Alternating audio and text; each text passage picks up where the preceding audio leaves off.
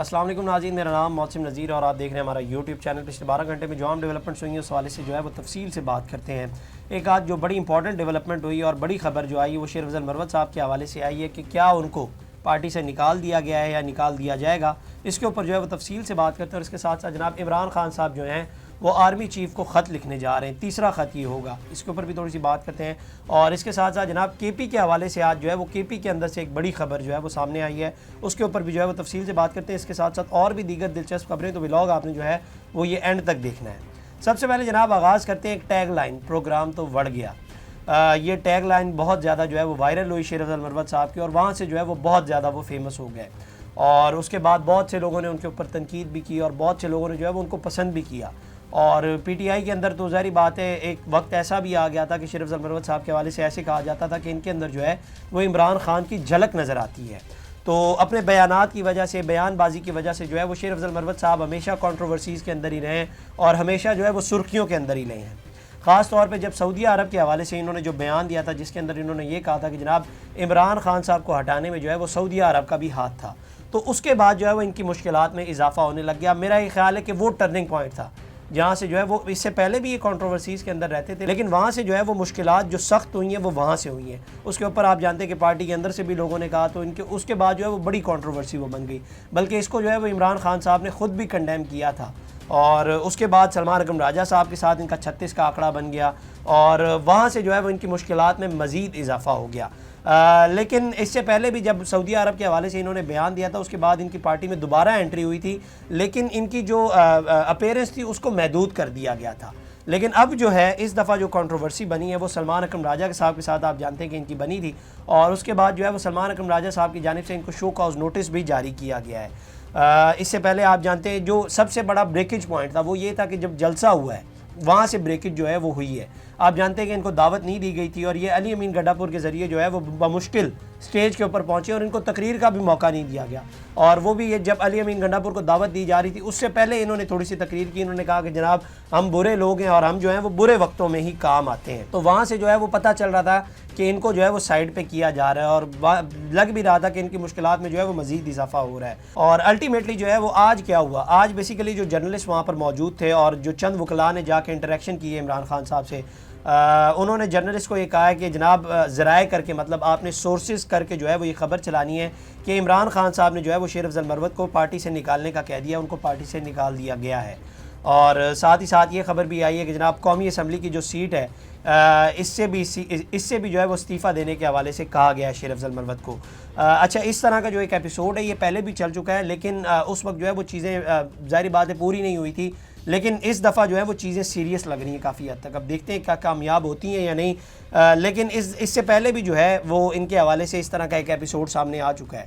اب اس دفعہ کیا ان کو نکالا جاتا ہے یعنی، البتہ بیرسٹر گور صاحب سے آج ایک سوال کیا گیا ان کے حوالے سے ہی، تو انہوں نے اس کے اوپر کہا کہ مجھے ابھی تک جو ہے وہ ایسی کوئی انسٹرکشنز جو ہیں وہ نہیں آئی، لیکن اوور آل ایک اسیسمنٹ اگر کی جائے، اوور آل اگر دیکھا جائے تو یہ نوبت کیوں آئی، شیر افضل مروت صاحب یہاں تک کیوں پہنچے، اس میں 2-4 چیزیں وہ میں آپ کو بتا دیتا ہوں۔ 9 مئی کے بعد جو ہے وہ پارٹی کے اندر ایک لیڈرشپ شفٹ آئی تھی۔ آپ جانتے ہیں کہ جو پرانے لوگ تھے وہ کوئی چھوڑ کر چلے گئے تھے اور کوئی جو ہے وہ باہر چلے گئے تھے، شہباز گل ہو گیا، زلفی بخاری ہو گئے، یہ لوگ باہر چلے گئے، اور کچھ لوگ جو ہیں وہ چھوڑ کر چلے گئے، اور سمجھ نہیں آ رہی تھی کہ معاملات کو جو ہے وہ کون سنبھال رہا ہے یا کون جو ہے وہ پارٹی کے معاملات کو دیکھ رہا ہے۔ بہت سے لوگ چھوڑ چھاڑ کر چلے گئے، کئی نئے لوگوں نے جو ہے پھر آ کر پارٹی کو ٹیک اوور کیا۔ شیر افضل مروت صاحب بھی آئے، انہوں نے جلسے کیے، اور لوگوں کے اندر جو ہے وہ ان کی مقبولیت جو ہے وہ بڑھتی گئی، اور جیسا کہ میں آپ کو شروع میں بتا چکا ہوں کہ اس حد تک لوگ آ گئے تھے کہ وہ یہ کہتے تھے کہ جناب ان کے اندر جو ہے وہ عمران خان صاحب کی جو ہے وہ جھلک نظر آتی ہے، لیکن ان کے ناقدین جو ان کے مخالفین ہیں وہ یہ کہتے تھے کہ جناب یہ جس طرح جلسے کر لیتے ہیں، مطلب وہ وقت ایسا تھا کہ جب پی ٹی آئی کو جو ہے وہ جلسوں کی اجازت نہیں ملتی تھی، لیکن یہ جو ہے وہ کسی طرح کر لیتے تھے، تو وہ یہ کہتے تھے کہ جناب یہ اسٹیبلشمنٹ کے سیم پیج پہ چل رہے ہیں اور ان کو وہ لائیں، اور عمران خان صاحب کو ریپلیس کرنے کے لیے ان کو جو ہے وہ آگے لایا جا رہا ہے۔ اس طرح کی بھی ان کے مخالفین کے حوالے سے بیان بازی کی جاتی تھی، لیکن الٹیمیٹلی جو ہے وہ پھر پارٹی میں اور چیزیں چینج ہوئی۔ آپ جانتے ہیں کہ عمر ایوب صاحب کو چینج کیا گیا، اس کے بعد سلمان اکرم راجہ صاحب پارٹی کے اندر آئے، اور ان کے ساتھ بھی جو ہے وہ ان کی نہیں بنی۔ اور ان تمام تر چیزوں کے اندر سب سے زیادہ جو سپورٹ کی ہے شیر افضل مروت صاحب کو، وہ کی ہے جناب بیرسٹر گوہر صاحب اور علی امین گنڈا پور صاحب نے۔ ان 2 بندوں نے جو ہے وہ مکمل طور پر سپورٹ کی ہے شیر افضل مروت صاحب کو۔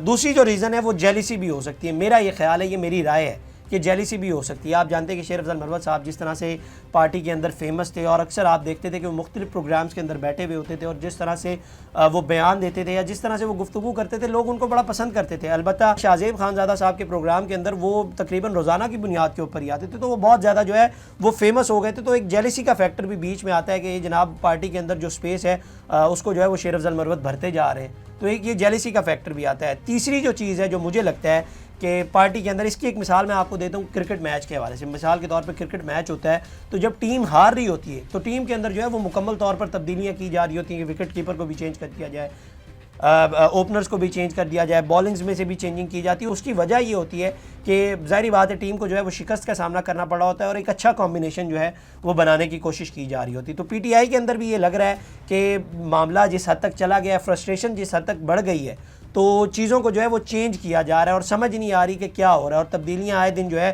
وہ آپ دیکھ رہے ہیں کہ تبدیلیوں پہ تبدیلیاں ہو رہی ہیں. اور وجہ یہ ہے، وجہ اس کی کیا ہے، وجہ بھی میں آپ کو بتا دیتا ہوں. وجہ یہ ہے کہ جو ریزلٹس وہ چاہ رہے ہیں یا جو ریزلٹس خان صاحب چاہ رہے ہیں اس طرح کے جو ہے وہ ریزلٹس نہیں مل رہے ان کو، اور اسی وجہ سے جو ہے وہ یہ کھینچا تانی پارٹی کے اندر چل رہی ہے. اور ذہن میں رکھیے گا کہ جب ٹیم جو ہے وہ میچ جیت رہی ہوتی ہے تو اس کمبینیشن کو جو ہے وہ چینج نہیں کیا جاتا. کیپٹن کہتا ہے کہ یہ میرا وننگ کمبینیشن ہے اور میں اسی کے ساتھ آگے جاؤں گا. اگر پارٹی کے اندر بھی سب کچھ ٹھیک چل رہا ہوتا تو میرا خیال نہیں تھا کہ کمبینیشن کو جو ہے وہ چینج کیا جاتا. لیکن کھینچا تانی چل رہی ہے اور معاملات جو ہے وہ بڑھ رہے ہیں اور چیزیں جو ہیں وہ چینج ہو رہی ہیں. تو یہ بار بار چینجز ہو رہی ہیں اور وجہ یہی ہے کہ خان صاحب جو ریزلٹس چاہ رہے ہیں اس قسم کے جو ہے وہ ریزلٹس نہیں آ رہے. اچھا کے پی کے حوالے سے میں نے آپ کو بتایا تھا کہ جناب اس کی مثال یہاں پہ فٹ بھی ہوتی ہے. اس کی مثال یہاں پہ فٹ اس طرح سے ہوتی ہے کہ پہلے آپ جانتے ہیں کہ علی امین گنڈا پور صاحب سے جو ہے وہ کے پی کی صدارت جو ہے وہ ان سے لے لی گئی اور اس کے بعد اب انہی کی ٹیم کے ایک اور جو رہنما ہیں بیرسٹر سیف صاحب، ان کو بھی جو ہے وہ پی ٹی آئی کے پی کے کی جو سیکٹری اطلاعات کی پوزیشن ہے وہ ان سے جو ہے وہ لے لی گئی ہے. تو ایک اور چینج جو ہے وہ علی امین گنڈا پور کی ٹیم سے کر دیا گیا ہے. ان سے یہ عہدہ لے لیا گیا اور یہ عہدہ جو ہے وہ ملک عدیل اقبال کو یہ عہدہ دے دیا گیا ہے اور اس کے ساتھ ساتھ خرم ذیشان ایڈوکیٹ ان کو ڈپٹی سیکرٹری انفارمیشن جو ہے وہ بنا دیا گیا ہے. تو یہ تبدیلیاں دیکھیں آپ ہوتی جا رہی ہیں اور آگے چل کے اور بھی ہونی ہے. یہ نہیں کہ یہاں پہ تبدیلیاں رک جانی ہیں. آنے والے دنوں میں آپ دیکھیں گے کہ بہت ساری جو ہیں وہ تبدیلیاں پی ٹی آئی کے اندر ہوں گی اور یہ سارا کچھ اسی لیے ہو رہا ہے جو میں آپ کو اوپر بتا چکا ہوں کہ ریزلٹس جس طرح کی توقع کی جا رہی تھی خان صاحب کی جانب سے یا جس طرح سے سوچا جا رہا تھا اس طرح کے جو ہے وہ ریزلٹس پی ٹی آئی کو نہیں مل رہے. لیکن ابھی جب تک ہم یہ ولاگ ریکارڈ کر رہے ہیں تب تک جناب ہمیں یہ نہیں پتا کہ مروت صاحب کو جو ہے وہ نکال دیا گیا ہے یا رکھا گیا ہے. البتہ بیرسٹر گور صاحب نے کہا ہے کہ مجھے جو ہے وہ اس قسم کی کوئی انسٹرکشنز جو ہیں وہ ابھی تک نہیں آئی اور میڈیا سارا کہہ رہا ہے کہ جناب ان کو جو ہے وہ خان صاحب نے یہ کہا ہے کہ ان کو نکال دیا گیا ہے. اب دیکھتے ہیں آنے والے دنوں میں یا کل تک یا پتہ چل جائے گا. ہو سکتا ہے جب آپ ولاگ دیکھ رہے ہوں تب تک ہی خبر سامنے آ جائے. تو دیکھتے ہیں کیا خبر آتی ہے. اس کے علاوہ جناب ایک اور خبر جو آئی ہے اور وہ سماویہ طاہر کے حوالے سے جو ہے وہ خبر آئی ہے. ان کو 9 مئی جی ایچ کیو حملہ کیس میں حراست میں لے لیا گیا ہے اور پولیس نے انہیں چوکی اڈیالہ جیل جو ہے وہ منتقل کر دیا ہے. بیسیکلی وہ عدالت پیشی کے لیے آئی تھی، وہاں سے جو ہے وہ ان کو حراست میں لیا گیا اور پولیس کی جانب سے ابھی تک اس گرفتاری کی تفصیلات سرکاری طور پر بھی جاری نہیں کی گئی. سماویہ طاہر ذہن میں رکھے گا کہ 8 فروری کے جو پی ٹی آئی نے جلسے کیے ہیں اس کے اندر جو ہے وہ کافی ایکٹیو نظر آئی ہیں. اب ان کو جو ہے وہ گرفتار کر لیا گیا ہے. اس کے علاوہ جناب جنگ میں آج ایک خبر آئی اور محمد صالح ظفر صاحب نے ایک خبر دی ہے. انہوں نے یہ کہا کہ جناب عمران خان کو اڈیالہ جیل راولپنڈی سے لاہور کی کوٹ لکھپت جیل منتقل کرنے کا دوبارہ امکان پیدا ہو گیا ہے. حکومت پنجاب نے جیل کے قواعد و ضوابط میں بنیادی تبدیلی کر دی. ملزموں، مجرموں اور ان کے اقامتی شہر ضلع میں سزا کاٹنے کے لیے رکھا جائے گا. عمران خان کو اڈیالہ جیل میں تمام سہولتیں میسر ہیں. ایک لمحے کے لیے بھی موت کی کوٹری یا چکی میں نہیں رکھا گیا. خوراک اور دوسری سہولتیں بلا رکاوٹ حاصل ہیں. دنیا کی کسی بھی جیل میں انتظامیہ کسی بیرک میں روشنی ختم کرنے کے بارے میں سوچ بھی نہیں سکتی. ایسا کرنا سیکیورٹی تھریٹ ہے. عمران خان کی لاہور منتقلی سے پہلے کئی معاملات کا جائزہ لینا ہوگا. اچھا، اسی کے اوپر جو ہے وہ ایک سینئر رپورٹر ہے، انہوں نے یہ خبر دی ثاقب بشیر صاحب. انہوں نے کہا کہ ان کے آلریڈی جو کیسز ہیں وہ چل رہے ہیں یہاں پر اسلام آباد اور پنڈی کی عدالتوں میں، تو ہو نہیں سکتا ان کو جو ہے وہ یہاں سے شفٹ کر دیا جائے وہاں پہ، کیونکہ اگر ان کو شفٹ کیا گیا تو کورٹ کیسز جو ہیں وہ سننے کے لیے عدالتوں کو جو ہے وہ جیل کے اندر جانا پڑتا ہے. تو ایسا پاسبل نہیں ہے کہ جج جو ہے وہ روزانہ کی بنیاد پر ادھر آئے گا یا عمران خان صاحب کو جو ہے وہ روزانہ کی بنیاد پر ادھر لے جانا پڑے گا. تو ایسا پاسبل نہیں ہے، اب لگ نہیں رہا. تو اس خبر کے اندر جو ہے وہ کافی ڈاؤٹس ہیں، لیکن ہم نے سوچا کہ آپ کے ساتھ جو ہے وہ شیئر کر دی جائے. اس کے علاوہ جناب رانا ثناء اللہ صاحب نے ایک نیا پنڈورا باکس کھول دیا ہے اور وہ کافی سرخیوں کے اندر جو ہے وہ آ گئے ہیں. انہوں نے کل ایک پروگرام کے اندر شرکت کی. انہوں نے کہا کہ جی سپریم کورٹ کے 2 سینئر ججز کے خلاف بعض معاملات جو ہیں وہ اس کے اوپر ریفرنس بنایا جا سکتا ہے. انہوں نے کہا کہ وہ ہر معاملے پر خط لکھ دیتے ہیں اور میڈیا کو پہلے مل جاتا ہے. اور میری رائے میں ان کے عمل کو کہیں نہ کہیں مس کنڈکٹ سے جوڑا جا سکتا ہے. اور یہ بیسیکلی اب میں آپ کو بتا دیتا ہوں کہ کس کے بارے میں جو ہے وہ بات ہو رہی ہے. جسٹس منصور علی شاہ اور جسٹس منیب اختر کے حوالے سے جو ہے وہ بات ہو رہی ہے. آپ جانتے ہیں کہ کل چیف جسٹس آف پاکستان نے بھی کہا تھا کہ جناب میرے خط کھولنے سے پہلے جو ہے وہ میڈیا کے اوپر یہ خط چل چکے تھے. تو یہ میں آپ کو پہلے بھی بتا چکا ہوں کہ یہ بیسیکلی خط و خطابت اسی لیے کی جاتی ہے کہ پبلک پوزیشن جو ہے وہ لی جا رہی ہوتی ہے, ورنہ تو ایک ہی کورٹ کے اندر ہوتے ہیں تو وہاں پر بھی گفت و شنید ہو سکتی ہے, لیکن یہ پبلک پوزیشن لینے کے لیے جو ہے وہ خط و خطابت ہوتی ہے. اس کے علاوہ جناب چیف جسٹس یحییٰ آفریدی نے جناب اسلام آباد ہائی کورٹ میں جو سینیورٹی کا سوال ہوا ہے اس میں سپریم کورٹ کے 4 ججوں کے نقطہ نظر کی کچھ حد تک تائید کی ہے.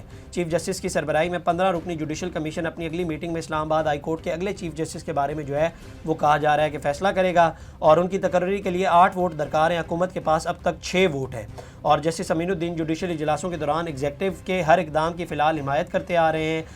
یہاں تک کہ اگر جسٹس خان اسلام آباد ہائی کورٹ کے اگلے چیف جسٹس کو دیکھ لیں, حکومت کے نامزد کردہ امیدوار کی توثیق کرتے ہیں, تب بھی ایگزیکٹو آرڈر ایک اور ووٹ کی ضرورت ہوگی. تو جوڈیشل کمیشن میں اسلام آباد بار کونسل کے نمائندہ ذوالفقار عباسی جسٹس ڈوگر کی اسلام آباد ہائی کورٹ کے اگلے چیف جسٹس کے طور پر تقرری کے حق میں ووٹ نہیں دیں گے, کیونکہ دارالحکومت کے وکلاء پہلے ہی ان کے تبادلے کے خلاف سخت موقف آلریڈی اپنا چکے ہیں.